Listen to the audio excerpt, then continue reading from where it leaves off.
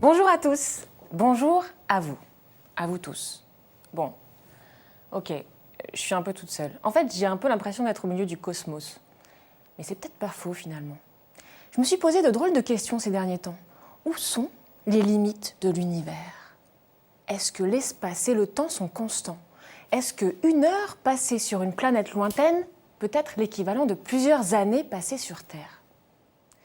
Il est absolument possible qu'au-delà de ce que perçoivent nos sens se cachent des mondes insoupçonnés, disait Albert Einstein. Alors je me suis dit que j'allais vous emmener voir Roland Lehoucq, astrophysicien au Commissariat d'énergie atomique, le CEA, à Saclay. L'univers, c'est l'ensemble de tout ce qui existe. Comment penser que nos 5 sens et notre intelligence puissent être à même de comprendre et de concevoir un espace aussi extraordinairement grand que l'univers? Alors quand on essaye de l'étudier, on étudie quoi exactement? On ne voit qu'un sous-ensemble de l'ensemble de toutes les choses, qui est l'univers observable. Et c'est la seule chose dont les astrophysiciens peuvent parler avec quelque confiance, c'est la seule chose sur laquelle ils ont prise par leurs instruments, les télescopes au sol, les lunettes il y a très longtemps, les petites lunettes ou les grosses lunettes astronomiques, les télescopes, les très grands télescopes modernes, les satellites en orbite autour de la Terre et qui scrutent l'univers aussi. Comment fait-on pour ensuite prédire ce qui se passe en dehors de notre champ visuel? Visuel entre guillemets, puisqu'il n'y a pas que la lumière qui nous donne des informations sur l'univers. Pour ne pas vous parler des particules et des ondes gravitationnelles. On fera une autre émission. Alors comment élaborer des théories sur ce qu'on ne voit pas?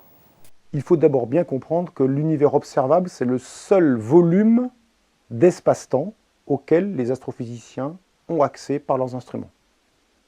Et que pour décrire cet univers observable, ils créent des modèles ou des scénarios qui doivent être cohérents entre ce qu'ils observent et ce que l'on sait de la physique d'ici et maintenant. Donc ils ne font pas des théories d'une certaine façon, comme font les physiciens de laboratoire qui peuvent agir sur leur système.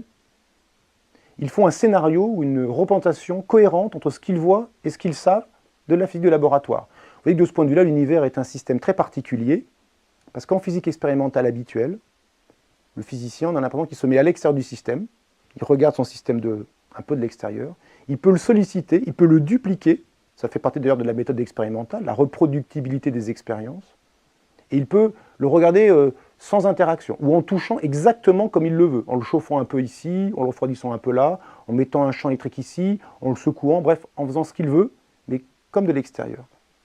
Dans l'univers, on est dedans, on a un seul univers, donc pas de reproductibilité, pas d'extériorité de l'observateur, et on peut le regarder que d'un seul point de l'espace et du temps, qui est ici et maintenant.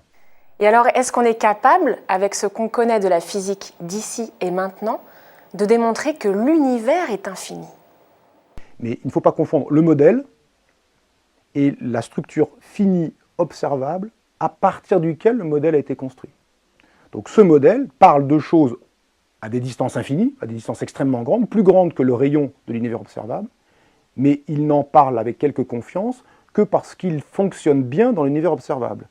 Mais il n'est pas exclu que ce que l'on prétend au-delà de l'univers observable soit faux ou entaché d'erreurs ou d'incertitudes ou de problèmes, parce qu'on peut très bien arriver à décrire ce qui se passe dans l'univers observable en se trompant sur l'extérieur.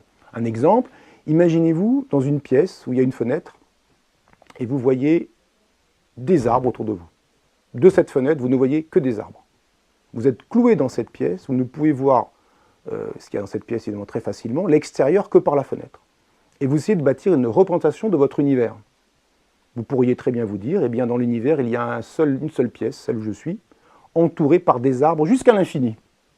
Et ça décrit très bien votre univers observable, qui ne va que jusqu'à votre horizon, et au-delà, vous ne savez pas, mais vous faites l'hypothèse qu'au-delà de l'horizon, c'est comme là où je vois, et donc vous bâtissez un modèle cohérent entre ce que vous voyez et ce que vous savez du monde. Ça veut dire qu'il y a des arbres, il y a des pièces. Et c'est exactement ce que font les astrophysiciens.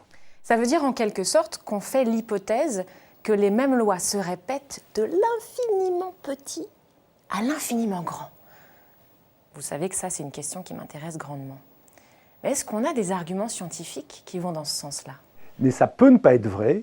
Simplement, cette hypothèse a été testée en vérifiant, en analysant la lumière qui vient d'objets très lointains qu'on appelle des quasars, qui sont des galaxies actives très lointaines, disons des galaxies en naissance. Et ces objets-là on a pu analyser leur lumière. En fait, leur lumière a traversé les espaces intergalactiques, qui sont aussi remplis d'une matière extraordinairement ténue, très très ténue, mais qui interagit, les distances sont tellement grandes, la lumière de ces quasars finit par interagir un peu avec cette matière entre les galaxies. Et on a pu se rendre compte que les propriétés des atomes qui ont émis cette lumière il y a très longtemps, qui nous parvient maintenant, sont sensiblement les mêmes, à une très grande précision près, sensiblement les mêmes propriétés pour ces atomes que les atomes que nous connaissons ici et maintenant sur Terre. Donc ça donne une certaine confiance dans l'idée que les lois de la physique, finalement, n'ont pas varié plus qu'une toute petite fraction ridicule depuis, disons, 10 ou 12 milliards d'années, ou 13 milliards d'années, qui est à peu près l'âge de l'univers. Et donc si elles ont varié infinitésimalement. Et donc pour l'instant, l'astrophysique se fonde sur l'idée que les lois de la physique sont les mêmes, ici et maintenant sur Terre, que partout dans l'univers.